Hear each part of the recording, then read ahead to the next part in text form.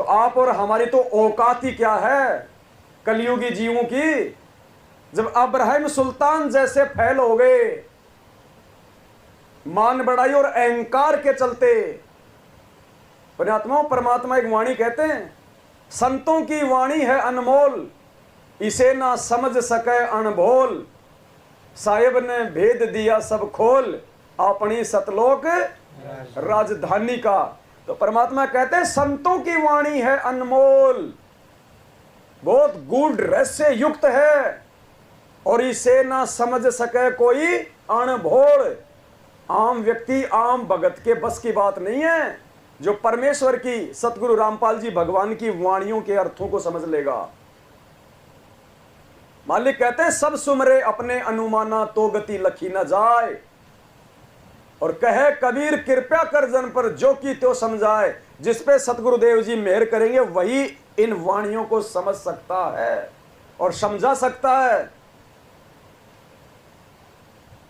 अब्राहिम सुल्तान भी धोखा खा गया। अब तुम कहोगे यार तुम तो परमात्मा से भी बड़े हो गए, गुरुजी तो कह रहे हैं कि हम सुल्तानी नानक तारे, दादू को उपदेश दिया, जात जुलाहा भेद न पाया, काशी माहे कबीर हुआ। तो गुरुजी तो कहते हैं कि हमने नानक को और सुल्तान को, दादू को पार कर दिया। तो गुरुजी की वाणियों के खिलाफ बोल रहा है कि सुल्तान अदम भी फेल हो गया, पार नहीं हुआ। आपका कहना बिल्कुल सही है। आम भगत ये हिम्मत नहीं कर सकता परमात्मा की वाणियों के खिलाफ बोलने का। आम भगत की औकात नहीं है कि वो ये कह दे परमात्मा की वाणी में बोलने के बाद कि हम सुल्तानी नानक तारे, कि नानक पार नहीं हुआ, सुल्तानी पार नहीं हुआ।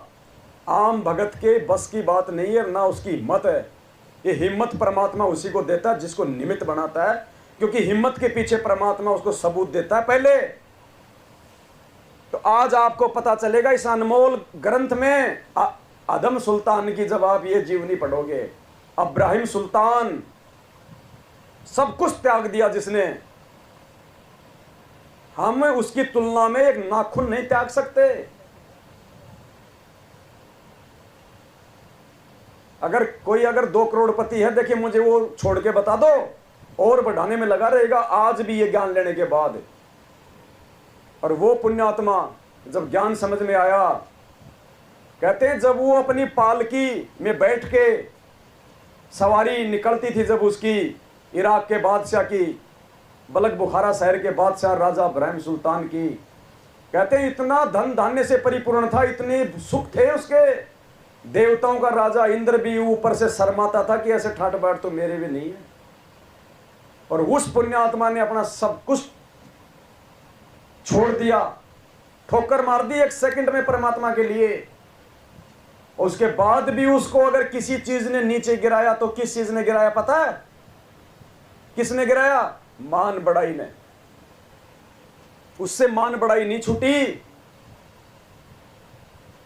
और ये वाणी परमात्मा ने इब्राहिम सुल्तान के लिए कही है कि राज त्यागना सहज है और सहज नारी का ने, क्योंकि उसने जो राज उसने जो त्यागा था ना, कोई नहीं त्याग सकता। और नारी का ने 16,000 रानियां थी, आप एक नहीं छोड़ सकते। तीसरे दिन याद आ जाती है, ससुराल में जाके बैठ जाते हो। 16,000 रानियां त्याग के गया था। ये वाणी परमात्मा ने इब्राहिम सुल्तान के लिए बोली है कि राज त्यागना सहज है, सहज नारी का ने, लेकिन मान बढ़ाई और ईर्ष्या दुर्लभ तजना ये नहीं छूटी उससे। इसका प्रमाण दे रखा है गुरुजी ने। इब्राहिम सुल्तान कितना नीचे गिर गया था, वो नाम देने लग गया था कबीर परमात्मा से चोरी छिपे। उसने अपने चेले बना लिए थे। परमात्मा का चेला बनने के बाद कितनी बड़ी गलती। सुनना, जिस मोह को छोड़ के आया था काल ने फिर उसको उसी मोह में जकड़ लिया आगे चल के। इसलिए दास को परमात्मा हिम्मत देता है कि बेटा वो पार नहीं हुआ। मुक्ति 5 प्रकार की होती है। कहां कहां गया है? बैकुंठ भी एक मुक्ति है, मिनी सतलोक भी एक मुक्ति है, सप्तपुरी भी एक मुक्ति है, ब्रह्मलोक में चले जाना भी एक मुक्ति है, और सतलोक भी एक मुक्ति है। सुनिए, दूध का दूध पानी का पानी खुद कर लोगे सुन के कि सुल्तान आदम पार हुआ है या नहीं हुआ है। ये लक्षण पार होने के या फैल होने के। सार नाम लेने के बाद में गलती, सार नाम लेने के बाद की उसकी आगे की जीवनी आपको दास पढ़ाएगा परमात्मा के आशीर्वाद से। और आंख खोल लेना, फिर तुम्हारी कहाँ औकात है, मेरी कहाँ औकात है। अगर भगवान की मर्यादा में नहीं रह के रहे तो, भगवान की रजा में राजी नहीं रहे तो, जब वो फैल हो सकता है तो आपकी हमारी औकात क्या है। सुनिए,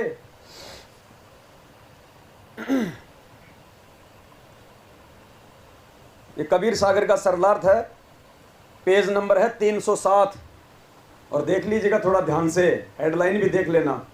इसमें यही लिखा है, विकार, काम, क्रोध, मोह, लोभ। क्या लिखा परमपिता परमेश्वर सतगुरु रामपाल जी भगवान ने हम नीचू को समझाने के लिए।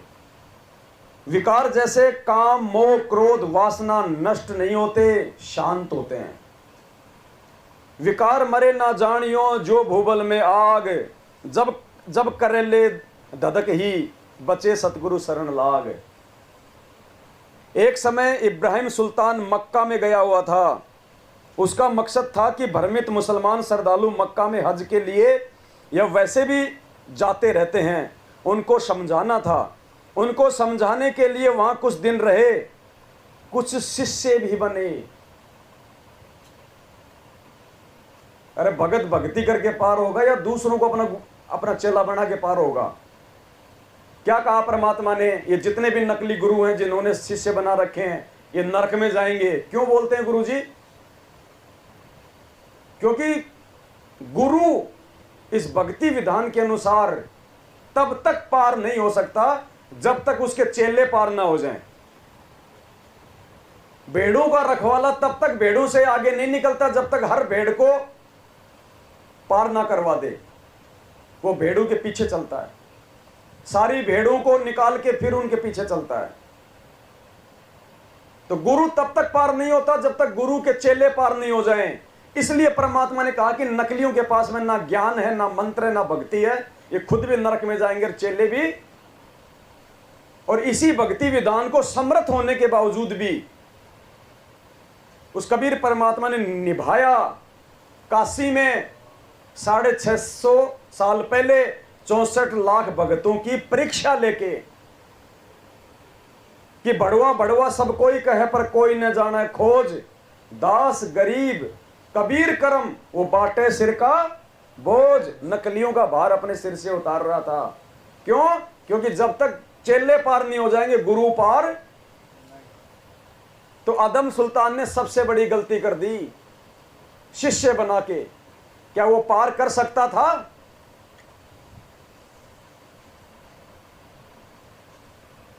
उसके कुछ शिष्य भी बने। किसी हज यात्री ने बलक शहर में जाकर बताया कि इब्राहिम मक्का में रहता है, यानी वो बलक बुखारा छोड़ चुका था। तो किसी व्यक्ति ने उसको देखा तो जाके उसके परिवार को बताया कि वो तो वहां रहता है मक्का में। छोटे लड़के ने पिताजी के दर्शन की जिद की तो उसकी माता, लड़का तथा नगर के कुछ स्त्री पुरुष भी साथ चले और मक्का में जाकर इब्राहिम से मिले। अब देखना पुण्यात्माओं, कितना गहरा परमात्मा यहां हमें समझाना चाह रहे हैं कि कैसे जीव मोह में फंसता है, कैसे काल भगवान मोह में फंसा लेता है, और कैसे वो आत्माएं परमात्मा की विशेष पुण्यकर्मी आत्मा है। और अगर मर्यादा मेरी तो 100% वर्तमान में पार होंगी जिनके घर में पुत्र रूप में कोई संतान नहीं है। देखना ये कैसे फंसता है। 16,000 रानियों का मोह छोड़ के आने वाला, 16,000 रानियों के बेटे कितने होंगे, अपने बेटों का मोह छोड़ के घर से निकलने वाला, कैसे काल भगवान ने उसको मोह में फंसा लिया सार नाम के बाद। छोटे लड़के ने पिताजी के दर्शन की जिद की तो उसकी माता, लड़का तथा नगर के कुछ स्त्री पुरुष भी साथ चले और मक्का में जाकर इब्राहिम से मिले। इब्राहिम अपने शिष्यों को शिक्षा देता था, चेले बना लिए थे, और तुम कह रहे हो सुल्तानी पार हो गया। सुनते जाओ आगे आगे। इसीलिए नहीं भोगता दास, इसीलिए दास उन मूर्ख भक्तों को बुरा लगता है जो गुरुजी के ज्ञान से भी पूरी तरह परिचित नहीं है। अब गुरुजी फैल कर रहे हैं, उसको मैं नहीं कर रहा, गुरुजी फैल कर रहे हैं कि पार हुआ कि नहीं हुआ। इब्राहिम अपने शिष्यों को शिक्षा देता था कि बिना दाढ़ी मूंछ वाले लड़के तथा दूसरे की स्त्री की ओर अधिक देर नहीं देखना चाहिए, वरना मोह हो जाएगा। बात सही है, बिल्कुल सही है। हमारे को भी शिक्षा मिलनी चाहिए। इस कथा के माध्यम से गुरुदेव हम भक्तों को भी शिक्षा दे रहे हैं कि बिना दाढ़ी मूंछ वाले लड़के की तरफ तो माता बहनों को ज्यादा देर तक नहीं देखना चाहिए। आसक्ति हो सकती है, मोह हो सकता है। और किसी भी पुरुष को माता बहनों की तरफ ज्यादा देर तक नहीं देखना चाहिए, आसक्ति हो जाएगी काल परिणा से। मन रूप में काल सबके अंदर बैठा है। इब्राहिम अपने शिष्यों को शिक्षा देता था कि बिना दाढ़ी मूंछ वाले लड़के तथा दूसरे की स्त्री की ओर अधिक देर नहीं देखना चाहिए। ऐसा करने से उनके प्रति मोह बन जाता है। अपने लड़के को देखकर इब्राहिम से रहा नहीं गया। करनी तज कथनी कथ है, अज्ञानी दिन रात, और कुत्ते जूं भोकत फिरे सुनी सुनाई। ये पार होने के लक्षण है क्या भाई साहब? एक टक बच्चे को देखता रहा। 2 मिनट पहले तो क्या शिक्षा दे रहा है, और अब एक टक बच्चे की तरफ देखता रहा। लड़के की आयु लगभग 13 वर्ष थी। शिष्यों ने कहा कि गुरुदेव, आप हमें तो शिक्षा देते हो कि बिना दाढ़ी मूंछ वाले बच्चे की ओर ज्यादा देर नहीं देखना चाहिए, आप स्वयं देख रहे हो। इब्राहिम ने कहा, पता नहीं मेरा आकर्षण इसकी ओर क्यों हो रहा है। उसी समय एक बूढ़े व्यक्ति ने कहा, राजा जी, ये आपकी रानी है और ये आपका पुत्र है। आप राज्य त्याग कर आए उस समय यह माता जी के गर्भ में था, आपसे मिलने आए हैं। उसी समय लड़का पिता के चरणों को छूकर गोदी में बैठ गया। इब्राहिम की आंखों में ममता के आंसू छलक आए। ठग लिया काल ने। ये हमें शिक्षा दे रहे हैं गुरुजी, मजाक की बात नहीं है। इसलिए परमात्मा कहते हैं जिसके बेटा नहीं हो पार हो सकता है, क्योंकि बेटा नहीं है तो पोता नहीं होगा, और पोते में बेटे से ज्यादा मोह बनता है। आदमी को मूल से ज्यादा ब्याज प्यारा होता है। कहां मार खा गए इब्राहिम, 16,000 रानियों का मोह छोड़ने वाला। इसलिए परमात्मा ने वाणी इसके ऊपर कही थी कि राज त्यागना सहज है, सहज नारी का ने, और मान बड़ाई ईर्ष्या दुर्लभ तजना। ये यहां ठगा इब्राहिम को काल ने पहली बार में। धर्मदास वाली स्थिति हो गई इसके साथ में। परमात्मा को मालूम पड़ गया इसको पुत्र मोह है, और ये सारा नाम बताएगा। अंतर्यामी थे, और धर्मदास ने कह दिया कि परमात्मा मेरे बस की बात नहीं है, या तो मुझे सतलोक भेज दो या मुझे मार दो, मैं इस मंत्र को नहीं छुपा पाऊंगा। परमात्मा जगन्नाथ ले गए, जिंदा समाधि दे दी। वो स्थिति इब्राहिम के साथ हो गई।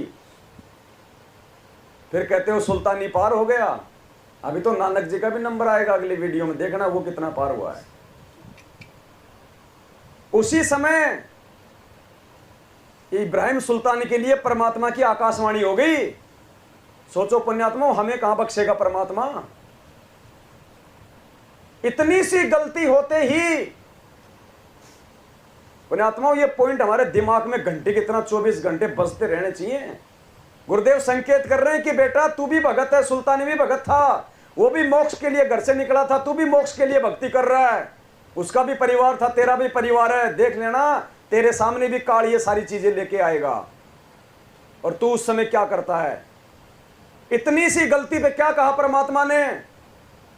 परमेश्वर की ओर से आकाशवाणी हुई कि हे सुल्तानी, तेरे को मेरे से प्रेम नहीं रहा, अपने परिवार से प्रेम है, अपने घर चला जा।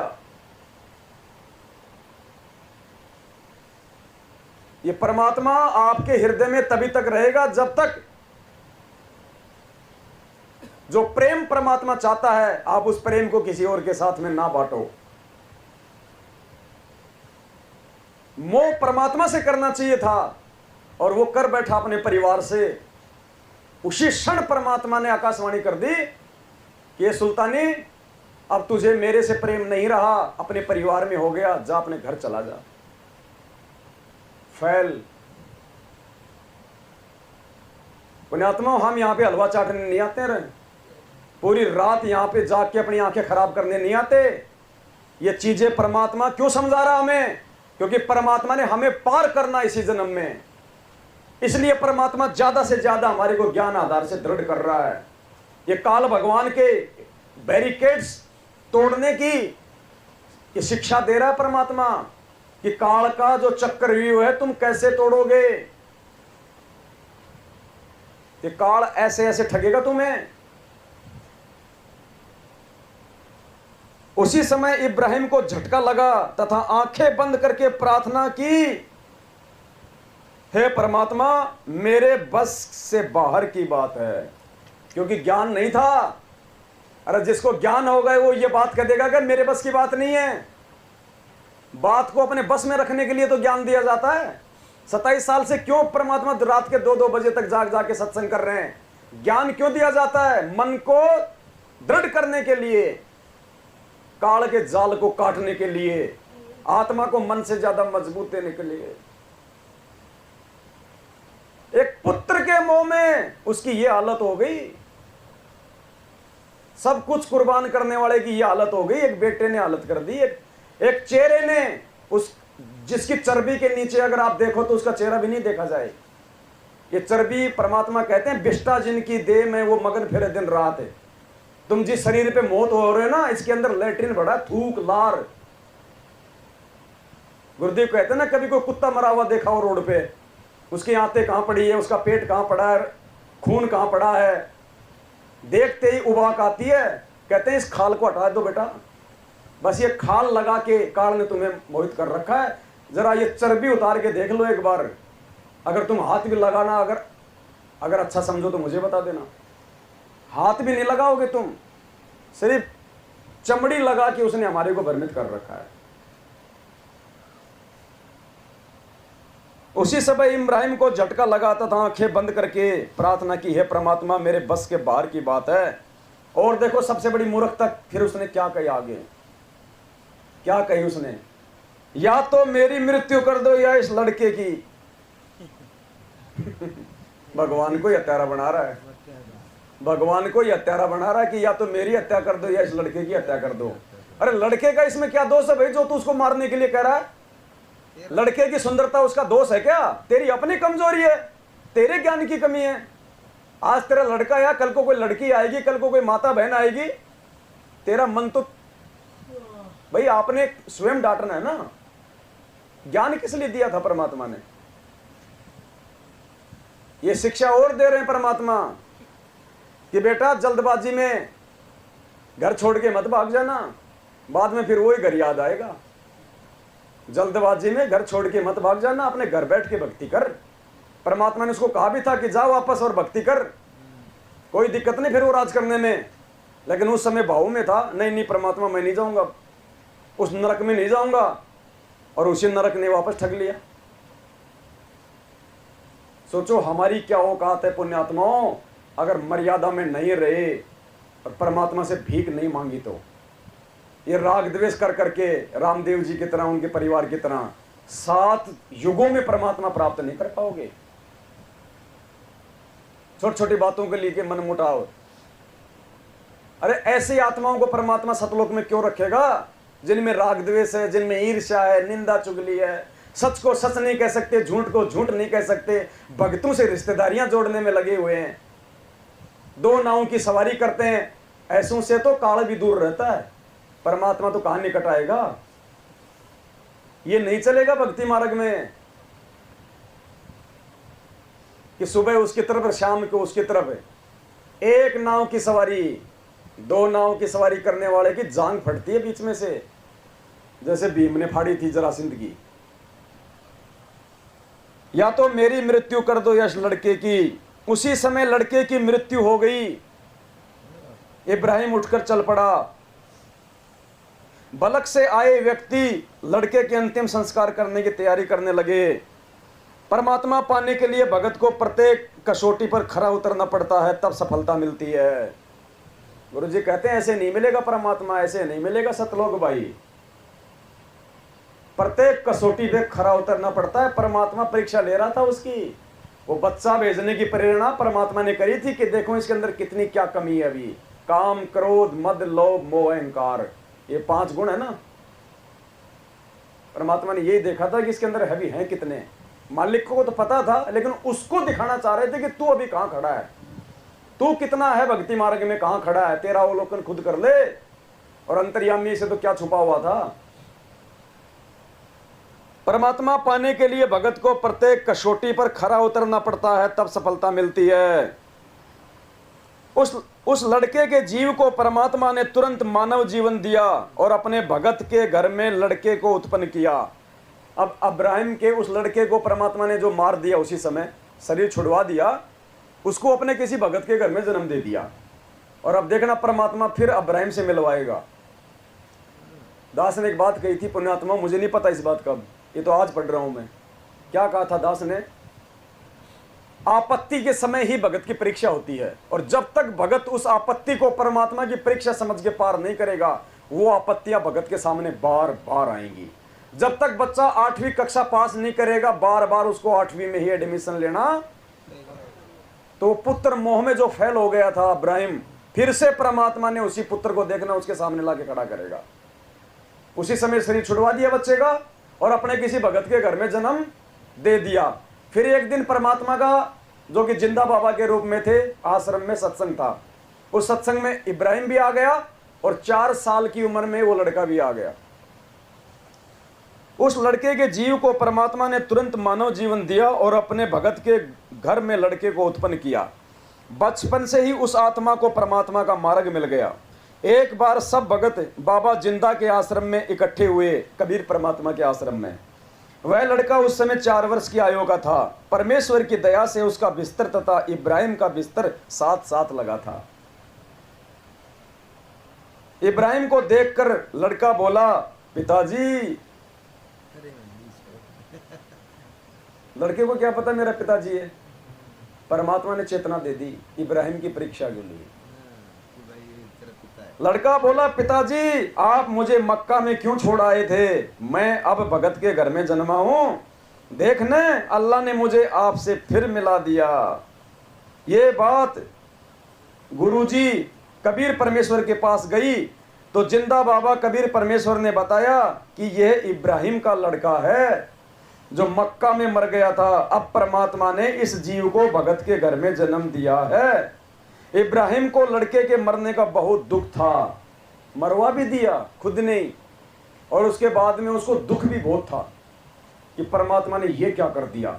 भगवान में दोष देख लिया ना कि परमात्मा ने ये क्या कर दिया। क्या कहते हैं गुरुजी कि वो भगत नहीं है जो अपने भगवान की किसी भी क्रिया में दोष देखता है।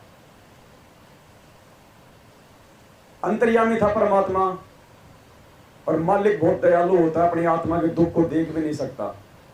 जब तक उसके टेंशन को दूर नहीं करते, भगवान भी टेंशन में रहता है। तो इब्राहिम, उस लड़के को परमात्मा ने क्यों जन्म दिया भगत के घर में, और क्यों उसी आश्रम में मालिक ने बुलाया? क्योंकि इब्राहिम के मन में दोष था, ये बहुत ज्यादा जो है उसको दुख था कि भगवान ने लड़का मार के अच्छा नहीं किया।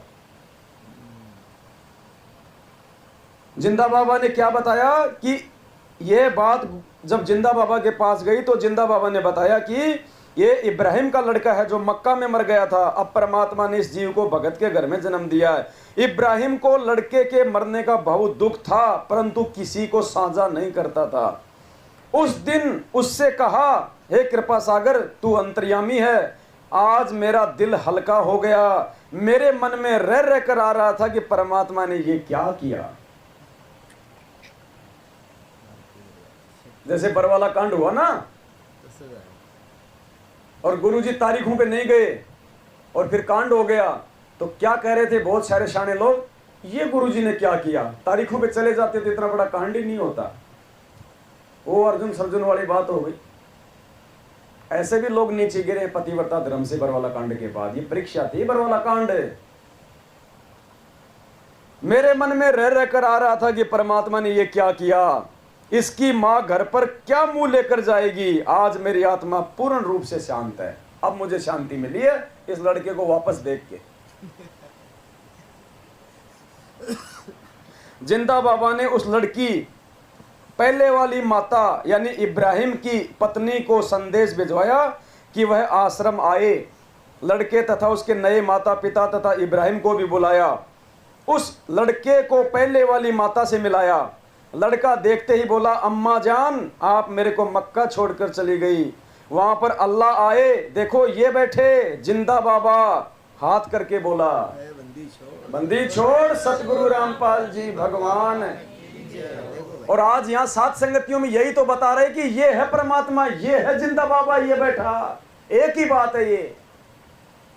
आज जितनी खुशी और जितना विश्वास हम ये कहानी पढ़ के हो रहा ना, उतना ही सात संगत में बैठ के ये चर्चा सुन के हो जाना चाहिए। आज हम भी तो उस लड़के की तरह यही चीख चीख के बता रहे हैं कि ये है जिंदा बाबा, ये है असली कबीर। और मेरे को साथ लेकर इन्होंने घर छोड़ गए। मैं इस माई के पेट में चला गया, फिर मेरा जन्म हुआ। अब मैं दीक्षा ले चुका हूं, प्रथम मंत्र का जाप करता हूं। हे माता जी, आप भी गुरुजी से दीक्षा ले लो और अपना आत्म कल्याण हो जाएगा। इब्राहिम की पत्नी ने दीक्षा ली और कहा कि इस लड़के को मेरे साथ भेज दो। परमेश्वर कबीर जी जिंदा बाबा ने कहा कि यदि उस नरक में राज की चक्का चौंध में रखना होता तो इसकी मृत्यु क्यों होती। गुरुदेव ने कहा कि इस लड़के को अगर मैंने राजपाट में रखना होता, उस नरक में रखना होता, राजपाट को परमात्मा ने क्या बताया, नरक, तो मैं इसकी मृत्यु क्यों करता। अब तो आप आश्रम आया करो और महीने में सत्संग में बच्चे के दर्शन करके जाया करो। इब्राहिम को उस लड़के में अपनापन नहीं लगा, क्योंकि वह किसी दूसरे शरीर में जन्मा था। पता था कि मेरा ही लड़का है, लेकिन दूसरा जन्म हो गया, इसलिए उतना मोह नहीं। अब हमारे लड़के की टांग कट जाए तो, और पड़ोसी का चाहे मर जाओ, नहीं होता ना दुख इतना। परंतु उसके मन और भ्रम की मूर्खता का नाश हो गया। जो वह मन मन में कहा करता था कि अल्लाह ने ये नहीं करना चाहिए, अल्लाह ने ये नहीं करना चाहिए, अर्जुन सर्जुन की तरह कि आपको यहां नहीं बैठना चाहिए, वो सुल्तानी पार हो जाएगा क्या? पार हो जाएगा वो सुल्तानी। इसलिए परमात्मा दास से बुलवाते हैं कि ये कोई आत्मा पार नहीं हुई, ये सब आत्मा इस समय आएंगी। अब है पार होने का समय, अगर मर्यादा में टिके रहे तो। पुण्यात्मा, ये सात संगतियां हैं, ये परमात्मा का ये परमात्मा के छोटे सत्संग है। ये बहुत विशेष, परमात्मा ने बहुत विशेष ज्ञान के लिए निमित्त बनाया है। जो बातें हम गुरुजी के रहते सहते उनको मानुष मान के नहीं समझ सकते थे ना, वो बातें आज हम गुरुजी को भगवान मानकर सात संगतियों से सीखेंगे। जो वह मन मन में कहा करता था कि अल्लाह ने ये नहीं करना चाहिए, अब उसे पता चला कि परमात्मा जो करता है अच्छा ही करता है। बाद में तो अर्जुन सर्जुन को भी समझ में आ गया था कि गलती कर दी भाई, इसको भी समझ में आ गया। भले ही उस समय अपने को अच्छा न लगे, अल्लाह के सब जीव हैं, वह सबके हित की सोचता है। हम अपने अपने हित की सोचते हैं। रानी को भी उस लड़के में वो भाव नहीं था, परंतु आत्मा वही थी, आत्मा वही थी, लेकिन रानी का भी वो प्रेम नहीं बना फिर, क्योंकि दूसरे माँ के गर्भ से आया था। इसलिए माता वाली ममता दिल में जागृत थी, इसलिए उसको देखकर शांति मिलती थी। ये कारण बनाकर परमेश्वर जी ने उस रानी का भी उद्धार किया और बालक का भी। अब बताओ, गुरुजी कह देते हैं कि नानक जी का उद्धार हो गया, हमने मान लिया कि सतलोक गया। यहाँ तो परमात्मा बलक बुखारी का तो छोड़ो, उस लड़के का उसकी रानी के लिए भी कह रहे हैं कि उनका भी उद्धार हो गया, तो क्या वो भी सतलोक चले गए? गुरुजी कहाँ संकेत कर रहे हैं, ये समझना पड़ेगा हमने ज्ञान से।